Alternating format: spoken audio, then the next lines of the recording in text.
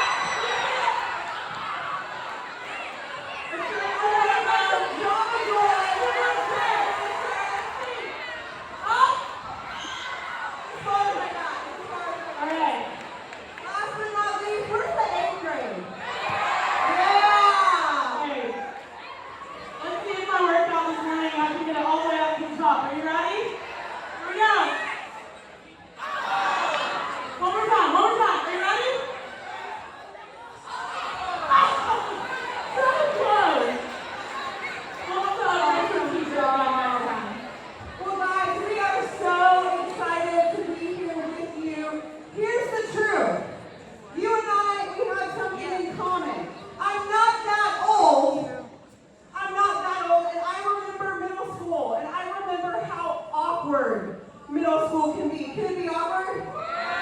Yeah. And here's the thing. Even 20 years into my job now, I like to call myself, yes, I'm a CEO, but I like to call myself the agent for the awkward. The agent for the awkward. So you being a middle schooler, being awkward, and me being an agent for the awkward, we're going to do something awkward. Great job. All right. So, here's what we're going to do. You guys ready? Thrilling. It's really exciting. It's awkward. Get ready. So, our tagline with Java Joy is coffee, hug, enjoy. So, I'm going to give you 3 seconds. I want you to stand up and I want you to hug the person next to you. 1, 2, 3. That's a great hug. Group hug work too. Group hug work too. Long smile going on over there. Okay, students. Madison, I saw something and I didn't like it. I saw something that I didn't like. And you know what it was? It was the older people being awkward. I didn't see the teachers hugging. 1, 2, 3. Hug. Let me see you hug it out. Hug the teacher. Hug the teacher. Teacher, okay. That's better.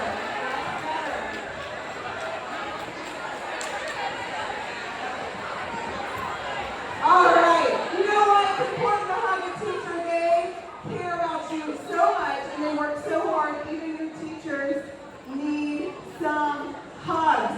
Well, Madison and I are here today to share a little bit more with you. Yes, about ESP. Yes, about Java Joy. But I have to be honest. Today, I'm going to stand in front of you and I'm going to share some hard stuff and some difficult stuff. And I hope that what you will do is you will take that energy from the hug. You'll turn on your brain for a few minutes.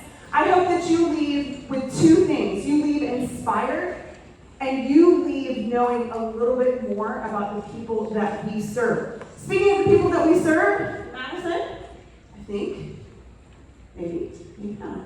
Well, this is my cue. That's me, guys. I'm Madison. I'm the Java Joy coordinator for ESP, and I'm going to get to tell you a little more about Java Joy later. But ESP exists to create transformative experiences for people with disabilities and their families, changing communities for the better, and that starts right here with your community as well. ESP does this through 3 different ways. So, we start with 360. Those are year-round, wraparound programs that we provide to all of our families, whether that is through afternoon programs, whether that's through a club event that happens on a Friday night, family dinner, all the ways that we can support our families in every single way. So raise your hand if you're in a sport or an after-school activity. Okay, so if you have autism or Down syndrome or cerebral palsy or you have a trait or a G2, at ESP, you get to do the same things that you guys have the opportunity to do. Sports, art, dance, cooking, crafting, all because of 360. Exactly. And then as you get older, we're all going to be looking for jobs. And so Job Joy exists to spread unmatched joy through moments of engagement that you guys will get to experience later. And we do that through, as Laura said earlier, coffee, hugs, and joy. So that's 2 ways that ESP provides year-round programs to everyone. And then our last is certainly not our least. It's our favorite time of year. It's summer camp. Who loves summer camp around here? Yeah. We love it more. So through our hooray camps, we're going to be able to provide summer camp all year round, a great summer camp environment to everyone and every family that we serve throughout the state of Georgia and beyond. So this is a little bit more about who we serve. We serve over 1,000 kids throughout the state and growing in the Rome community, in the Athens community. Do you have any dogs in the house? In the Athens community, so if you go to UGA, check out ESP. And then here in Atlanta, Georgia. So this is where I share a little bit about me. So I grew up in Atlanta, like many of you. I went to school at a school called Walton High School for my high school. And I went down, like many of you might, down 316 to Athens, Georgia to go to college. I was just like every other 18-year-old student. I didn't know what I wanted to do for school, but I did know one thing. I knew I wanted to volunteer. And here's the deal. We grew up volunteering. Volunteering was a way of life for my family. And so I knew as I went to college, I needed to expand my horizons, spread out and be around people who were different than me. And so I walked into this little place. It was actually my ex-boyfriend's sister who told me about ESP. Awkward. It was really the only good contribution he made to my relationship, but he did.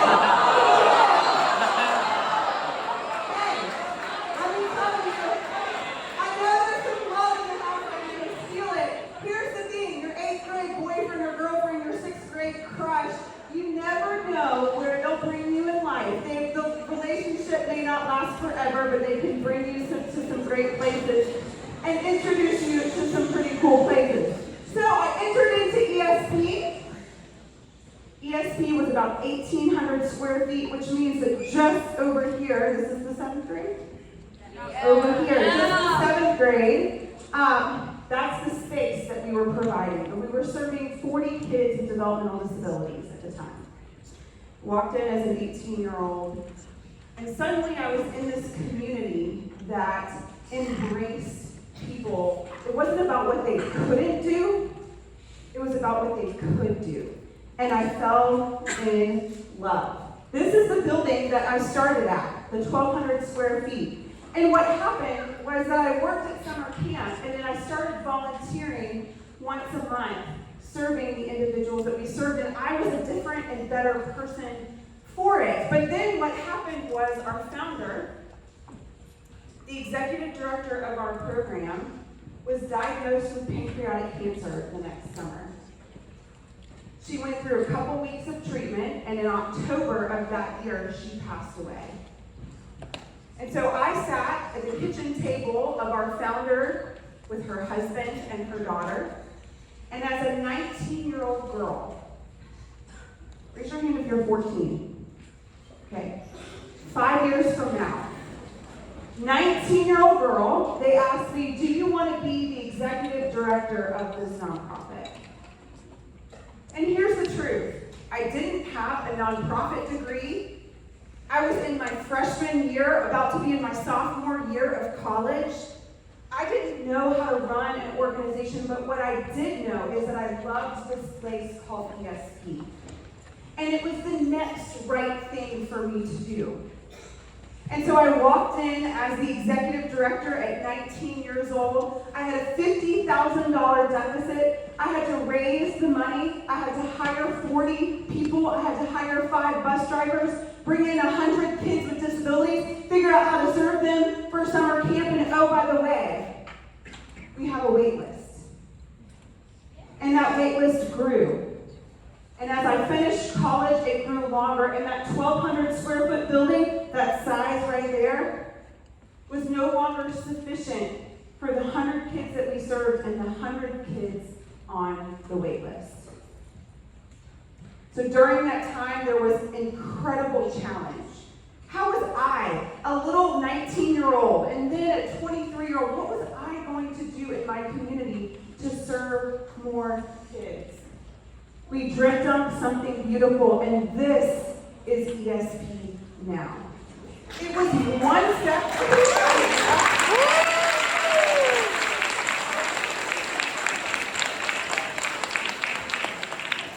And before you're tempted to think, wow, she's really great, let me share with you that I don't have a nonprofit master's degree. I did go on to get my undergraduate and graduate degree. I don't have any special ability that all of a sudden turns it into this. I do believe God gave me certain abilities. But I'm going to bring you to our scripture for the day, which is Philippians 4:13. It is, I can do all things. Not something small, not 1,200 square foot small, but I can do all things through who? God who gives you strength. Through him who gives you strength. Okay, so you know a little bit more about me. In addition to this, I'm now a mom of 3 kids, one who is 14 and in the 8th grade at Athens Academy. And so I'm going to learn a little bit more about you. And I have a 14-year-old, so I know that all of you should be raising your hand right now. Raise your hand if you've ever been embarrassed by your parents or your family members. Okay. All right, put your hands down. I know that's true. I'm probably going to do it today. Raise your hand if you've ever been disappointed by a test grade or a project grade. All right, maybe yesterday, who knows? Okay, hands down. Raise your hand if you've ever gotten hurt in a sport.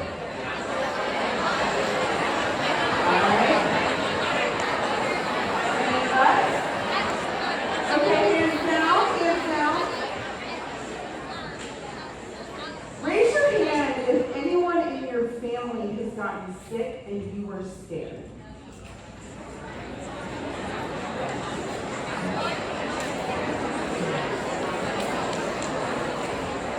All right, hands down. Now, with this next one, you don't need to talk. I'm going to ask you a question. You don't need to say a word. You just need to do one thing. Stand up if you have ever had someone make fun of you, laugh at you for something, or said something to you to make you feel inferior.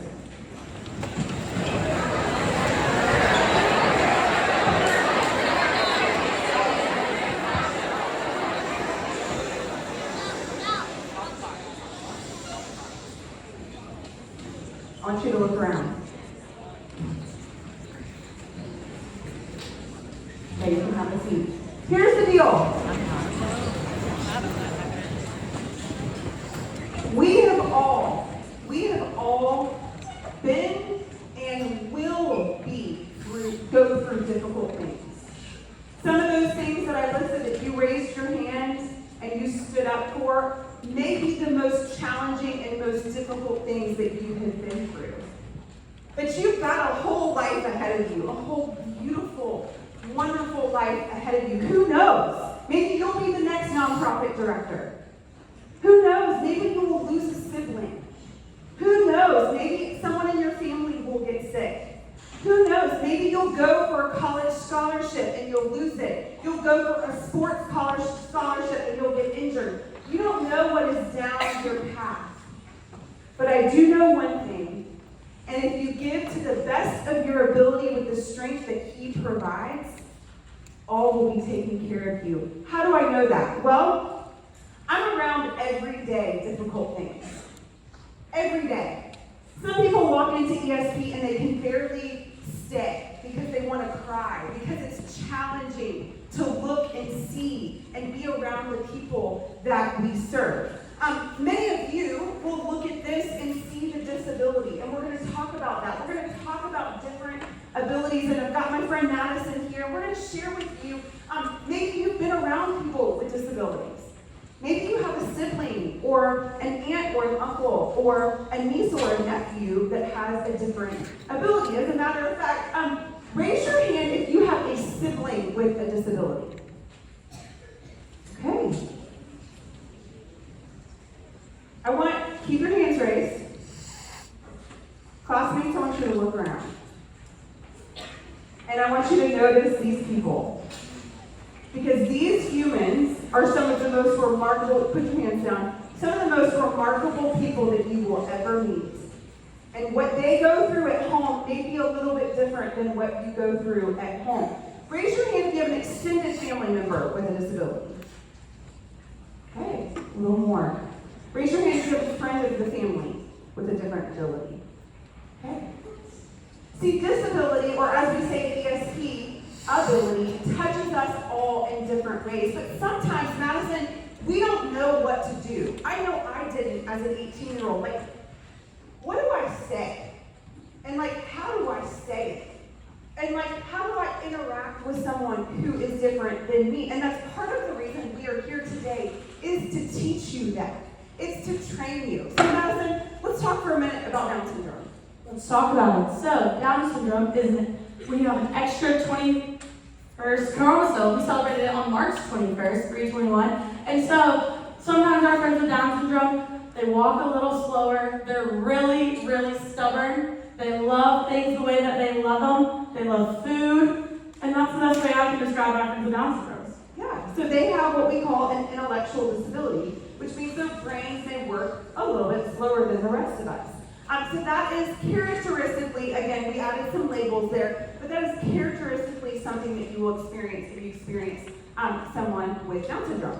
Now, autism. Raise your hand if you have someone that is familiar to you that is on the autism spectrum. Okay. So what you may know about the autism spectrum, or previously labeled, there was an Asperger's, now there's just one big autism spectrum. You can be high on the spectrum, you can be lower on the spectrum. But you will see individuals with autism have a social disorder, okay? They have a social disorder. Oftentimes their brain is oversensitized in some ways and undersensitized in others. Not every individual with autism is like Rain Man. Okay? You'll see people higher on the spectrum that can have jobs, that can go to school, that can get a regular degree, but they might be a little extra awkward, and that's okay. When you're interacting with people with autism, oftentimes they may not make eye contact with you, and you may think they're being rude. Or you're in a restaurant, and you see a kid who's tantruming, and you may be tempted to think, that's a bad parent. But actually, that individual has autism, and that restaurant is oversensitizing to that person. And because of it, they're having a hard time communicating, because that social disorder is also a communication disorder, and oftentimes you will see speech delays alongside that. So that's autism. All right, let's talk about cerebral palsy. Yes, so cerebral palsy is mainly a physical disability. So most of the time, our friends with cerebral palsy, you'll see them, they might be really tight, intense. They might use a walker to get around, to give them some extra stability. They might use a wheelchair to give them some extra support throughout the day. That is their legs. That is the way that they get around.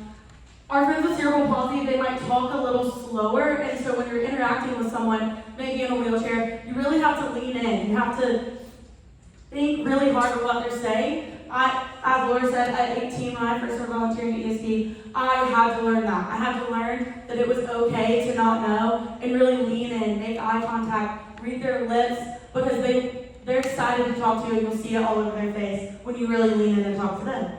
That's right. So not everyone with cerebral palsy is in a wheelchair. And you might learn a little bit more about that a little bit later. But if you do experience someone who is in a wheelchair and they roll up to you, a good just general tactic is to get on their level. Talk to them eye to eye. Don't you love when people are talking to you eye to eye? It makes you feel seen and helps you feel like you belong. So a little more about cerebral palsy. There are several other here, ADHD and dyslexia. There might be some of that in this room. Good. I hope there is. That's what makes us all beautiful, is the differences in the way that our brain works. Muscular dystrophy, traumatic brain injury. You don't have to be born with a disability. Some of the participants that we serve at ESP were typical until they were 10, 11, 12, 13, and there was an accident or a sickness.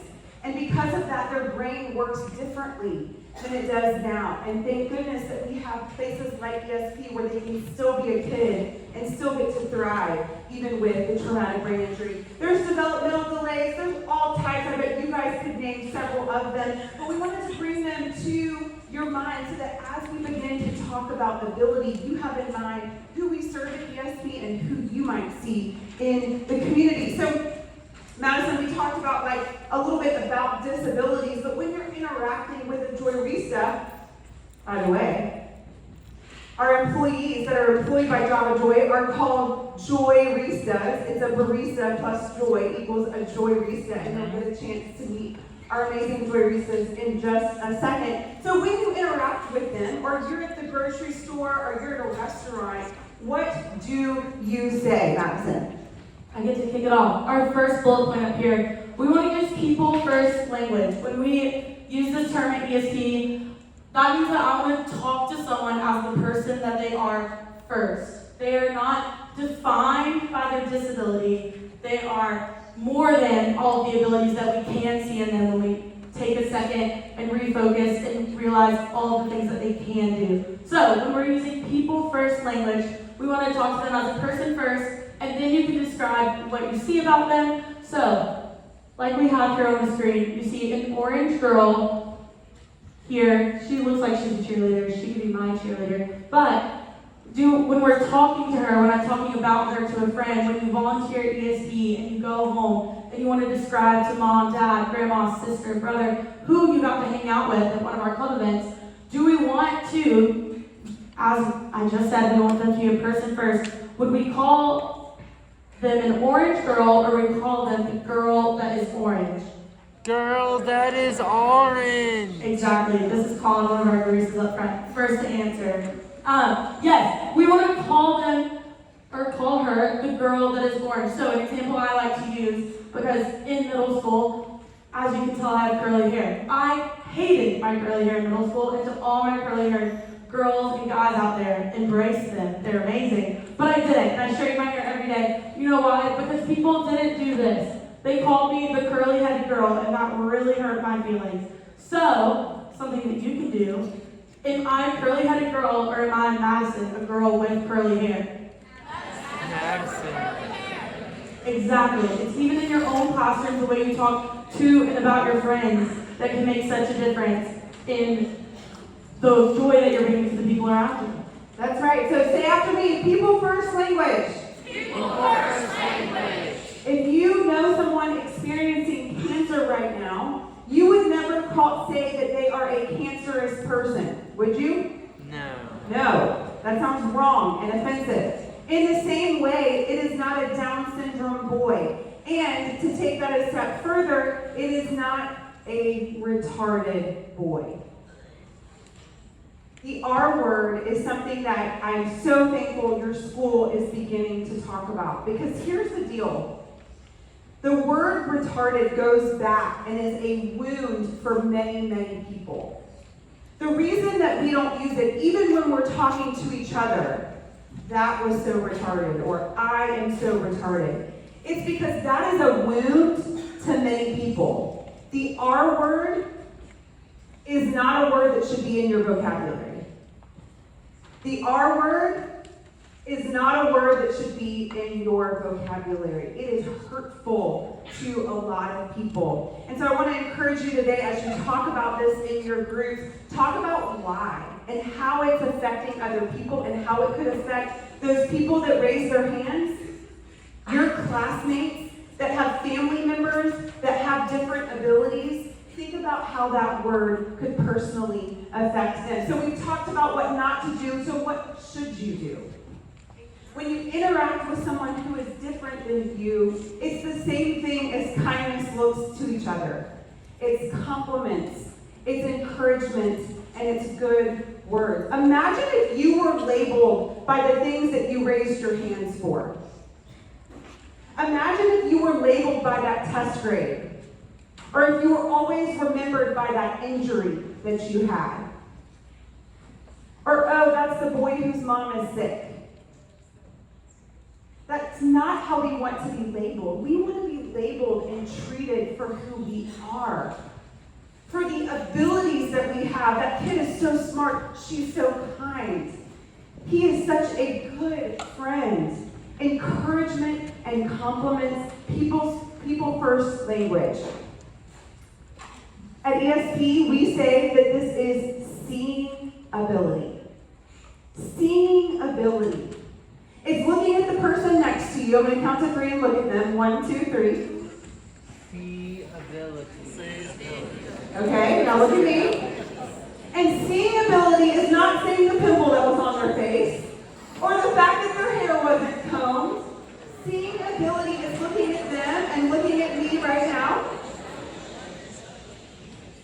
And looking at me right now and saying, gosh, she has beautiful eyes.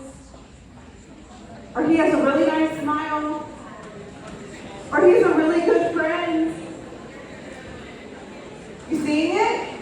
Okay.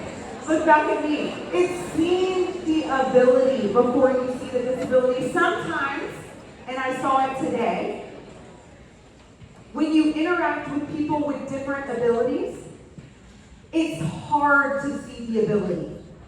You only see the differences. Or maybe with people that are just different than you. It's hard to see past the disability and see the ability. But at ESP, we say see ability. So how do you do that? First and foremost, Madison mentioned this, it's okay to not know everything. It's okay to not know. If you're interacting with someone with autism or Down syndrome, or you don't know how to hug somebody in a wheelchair, that's okay. Does it mean you don't hug them? No. You lean into the awkward. And Yes. this is why I'm the agent for the awkward. I believe, and we believe at ESP, when you lean into the awkward, that is the first step to the aha. That is the moment of connection, human connection that you need to interact with someone who is different from you. Did you know that your brain, when you're interacting with someone who is different than you, your brain, if you have a positive experience, creates a positive neural pathway. And if you have a positive neural pathway, the next time you interact with someone who is different from you just like that, you are more apt to interact with them in a positive way. So, if you've never interacted with someone with autism or with Down syndrome, it's your time to have a positive neural pathway, to lean in. And today, you are going to have that wonderful opportunity. Lean into the awkward. It's the first step to aha and connect. I can do all things through God who strengthens me. The people that we have shown you up here are people that I look at every day. When I go through something really, really challenging, I'm constantly inspired by the people that I'm around. You may not be around a whole lot of challenge right now, and that's okay. You'll get there in your life. What I hope is that you feel inspired by the people that we are surrounded by, that you can do all things through the strength that God provides.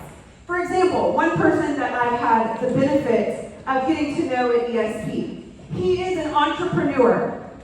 He is a public speaker. He has traveled throughout the United States speaking. He is my friend Colin. Come on up, Colin.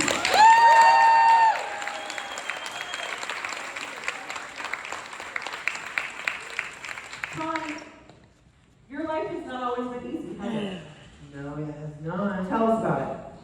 So my life has not always been easy because when I was little, I did not know what words to say, what correct words to say, and as I got older, I started learning how to have a conversation, and I learned that at ESP, and now I like having a conversation. I like speaking with Laura, and I like communicating with our customers. That's right. Colin was only given a couple months to live. And he made it through those couple months. And he made it through some really rough times, like he shared, learning to talk, learning to walk. Because what's your diagnosis? Cerebral palsy. Cerebral palsy. Not everyone who has cerebral palsy is in a wheelchair. And Colin has overcome those obstacles time and time again to the best of his ability with the strength that God provides. And now, because of this, he traveled. Here's some pictures of him speaking on stage, being on broadcasts. He knows a little guy named Kirby Smart as well, riding on a horse. And just 3 weeks ago, he traveled across the country on a business trip to spread joy in San Jose, California. Can you guys help me give it up for my friend?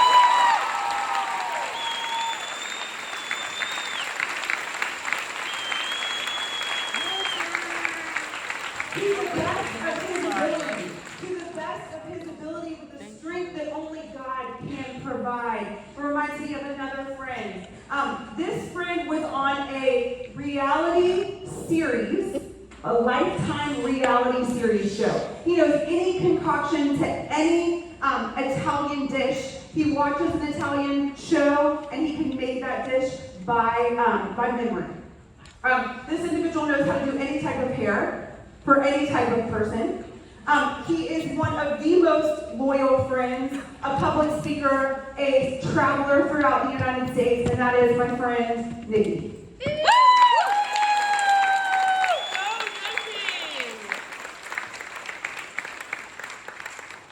Nikki, things have not always been easy for you, have they? Well, it gets so complicated sometimes. It does get complicated sometimes. Talk about it. Well, when I was very young, between middle and high school, I was bullied. I'm not being serious. What is your diagnosis? Autism spectrum. Nikki is on the autism spectrum. That's right. What else is hard? Well, trying to ignore stuff, and then plus, I have a bunch of people that have my back. When my regular ed doesn't have my back. One of your regular ed friends had your back and was your friend. And what did that bring you to do? It made sure that I was okay, and made sure that I was too much joy. That's right. Too much friendship. So Nikki, because of that gen ed friend who took him under his wing, and because of the abilities that he's been giving to the best of the ability with the strength that only God provides. He loves the beach. He loves showing off at Java Joy. He gives the best hugs. In fact, gave hundreds of hugs in downtown San Francisco at the Airbnb corporate. I'll never forget it. Spread his joy throughout the country. Loves hair. What else do you love to do? I also love cooking, and I also love going out to eat, and I also love hanging out with everybody. That's right. Can you guys give it up for Mr. David?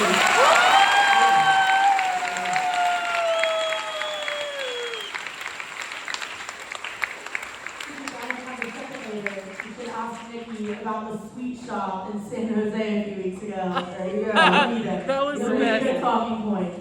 I was going to share with you a little bit about our friend Mallory, who is also here, but out of time, hopefully we'll be able to send the video to you guys via email. And I'll close with this.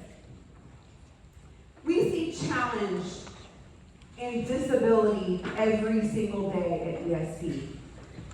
You are not going to succeed in every single academic that you have, in every single sport that you participate in. You are going to have disabilities of your own.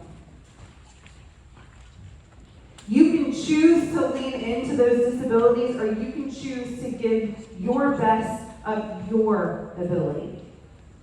The best of your ability. Regardless of what you face in life, God gave you a special ability. Your body, your organs can move. They can operate. They can do amazing things, but without oxygen, they can do nothing. And in the same way, you have abilities, just like Nikki and Colin. Abilities, God-given abilities inside of you. But without His strength, your abilities are nothing.